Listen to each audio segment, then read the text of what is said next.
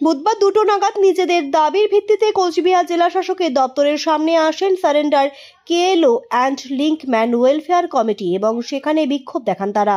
তাদের দাবি, surrender KLO and linkman welfare কমিটির সদস্যদের স্পেশাল হোমগার্ডে নিয়োগ করা, যা তাদের দীর্ঘদিনের দাবি।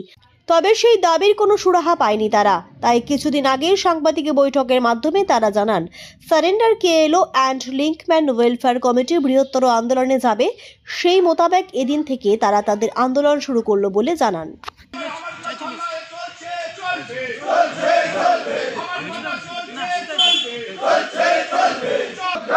রাজীব ঝা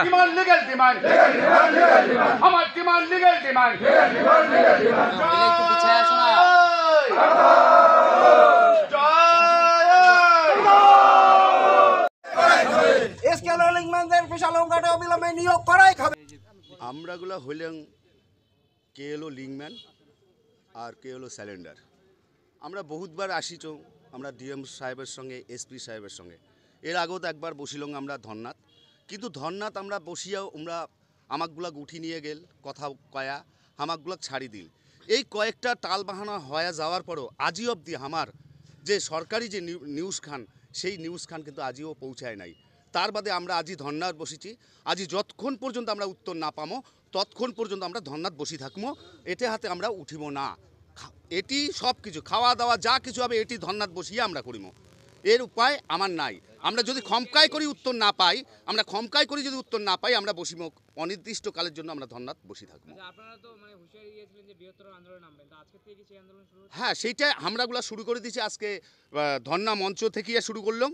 যদি উত্তর আমরা না পাই, আমরণ যে অনুষ্ঠানটা কথা হয়েছে সেটা আমরা এটে হাতেই শেষ করবো।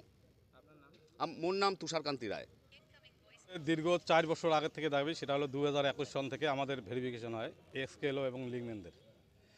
তখন থাকিয়া আমাকে খালি কাগজপত্র নিয়ে হয়রানি করায়। থানায় আইসো, কাগজ দাও, এই কাগজ দাও, ওই কাগজ দাও, নমিনির কাগজ দাও। নমিনির কাগজ পর্যন্ত কিন্তু আমাদের সবারই কিন্তু দেওয়া আছে। এবারে সরকার যদি অপারগ হয় তাহলে আমাদেরকে ভুলভাল বুঝিয়ে এই 4টা বছর আমাদের নষ্ট করলো কেন? সরকারকে 1 নম্বর জবাব দিতে হবে।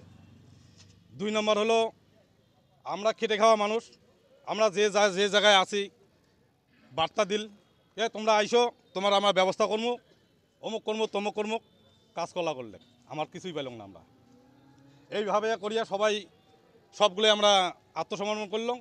কেউ থানায়, কেউ কোর্টে, যার যে অবস্থা আছে তাই সেইভাবে মানে করছে। তারপরে এইভাবে আমরা দীর্ঘদিন আমরা ডেপুটেশন দিই। ডেপুটেশন দেওয়ার পরেও কোনো যখন কাজ না হয়, গত 27শে জুলাই আমরা ধর্নায় বসি। তারপর 32 ঘন্টা বোধহয় আমাদের ধর্না চলে।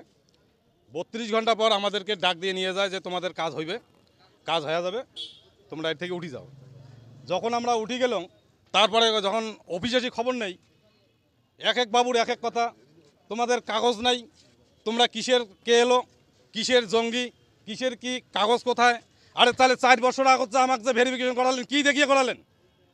সেটার তো জবাব লাগবে। তাহলে আমরা তো আর কই নাই যে আমার ভেরিফিকেশন করা হোক, কিন্তু আমরা কিন্তু সেদিন কই নাই কিন্তু এই কথা। যাদের আছে তাক ডাক দিয়ে চাকরি দিয়েছে, ঠিক আছে, কিন্তু আমার যে নামগুলো আসি, আমার যে ভেরিফিকেশন করাল, আমার যে নমিনির কাগজগুলো নিল, কে নিল তাহলে? সরকার। তাহলে 4 বছর আগত। আর 4টা বছর থেকে আমরা এই লোভে সংসারগুলো আমার নষ্ট হয়ে গেছে আজকে। তাহলে 4 বছর পরে সেই সংসারগুলোর যে অবস্থা হয়ে গেছে সেগুলো সরকার দায়ী নেবে? তার জন্য আমরা বাধ্য হচ্ছি, আজকে আমরা ধর্নাত বসমু। এই ধর্না কতদিন চলবে, কিভাবে চলবে, সময়ের পরিস্থিতিতে আমাদের আবহাওয়া যেমন পরিবর্তন হয়, আমাদের আন্দোলনেরও পরিবর্তন ওই একইভাবে হবে। আমার নাম বিহারি গার্জি, আমি সম্পাদক পদে আছি, এক্সকেএলও লিঙ্কম্যানদের সম্পাদক।